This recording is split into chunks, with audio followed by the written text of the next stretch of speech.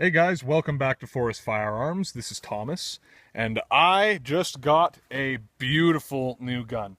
This right here is a CZ Pistol Model 27 in 32 ACP. This particular gun was manufactured from the year 1927 until about 1950, but what is so cool about this specific gun is the Waffenomps. There, and this one you may not be able to see, but it's right here. And essentially this goes to show that this was made in Czechoslovakia at the CZ plant, but under Nazi management after their occupation in 1939. These guns almost exclusively were used by SS officers or higher ranking field officers on the Eastern Front in Nazi Germany.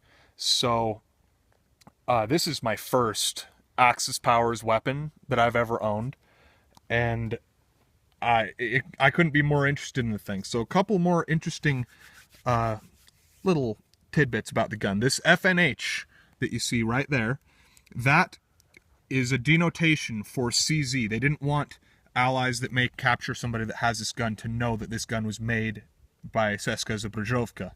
So they'd put the FNH, it's a denotation. They did the same thing for several other Browns. Mauser was BOIF, for instance. Also, during the Nazi occupation, they did a different finish. They did bluing previously, prior to Nazi occupation, but during the occupation, they'd use this phosphate finish, and the condition of it on this gun is better than I have probably ever seen. Also, I got it with 2 original magazines.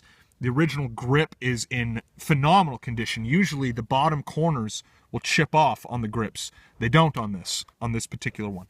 Now another, just a little note on this gun. The safety must be worn out or something. It does not work properly, but typically you just click it down like that, and then to fire, you click that button. But I tested it, and the safety does not work right now, but it's a very simple mechanism, very smart mechanism. I'm gonna have to take it apart and see what's wrong in there, if maybe there's a spring that got worn out or what, I'm not certain. Also another kind of cool thing, as with a number of other Third Reich weapons, they did a straw bluing on the trigger that kind of leaves this gold color. It's just beautiful, beautiful piece. I am so happy with it. I was so lucky to find this. But let's go ahead and put a magazine through and see how she rolls. All right, got my steel target that I usually use.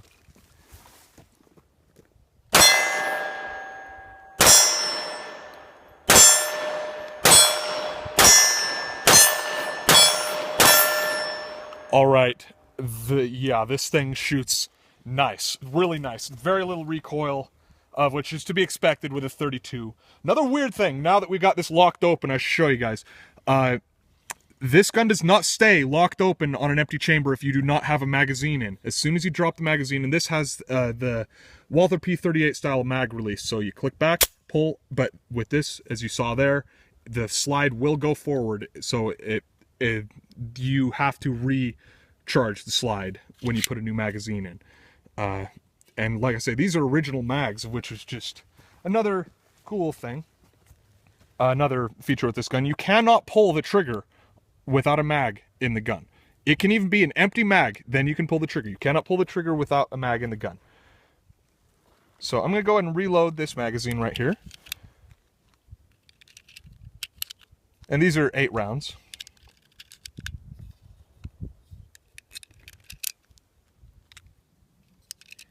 And yeah, the takedown on this gun also is about as easy as it could possibly be. You simply lock the slide open, and this little tab here, you push on the button here, pull down this tab, and then the slide comes right off. Very easy takedown, very smart design for the time, because you know they're still using Lugers at this time, of which takedown for a Luger is a mess. But if you were lucky enough to have one of these handed to you, you had a real gem. So let's go ahead and go through another 8 rounds. I recharge the gun, and There we go. I'm going to get up a little closer. I'm going to go through the bullets a little faster. And I'm going to go ahead and do how they usually would have with one hand. Because typically, soldiers in the war were not trained to use both hands when firing. Typically just use one. You see this in a lot of people who discuss the actual processes of using a weapon in whatever era. There's different ways that you were trained in different eras to use the weapons.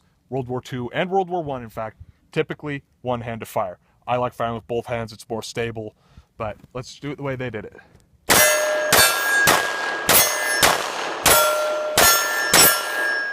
All right, so missed a couple. Like I say, I prefer having both hands on a gun, but let's go ahead and go through one more magazine.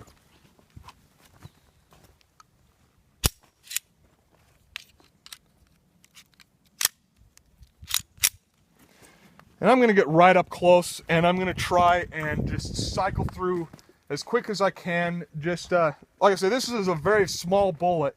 Not going to do an awful lot of damage to a person if you hit them. But they used a lot of 32s in World War I and II.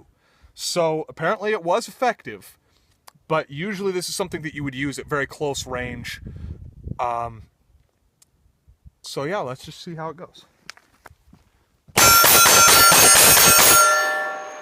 All right, yeah, the control on this, you couldn't do that with a bigger bullet, not at that speed. I mean, you may, with both hands, be able to get some pretty good speed with a 45, but to put 8 rounds on target, pulling the trigger like that, you have to have a pretty small bullet to do that effectively.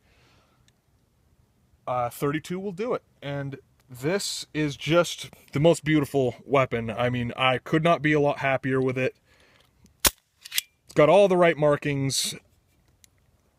You know, one of your Nazi occupation weapons. Not made in Germany, made in Czechoslovakia. You got Waffenamps, matching serial numbers, original finish.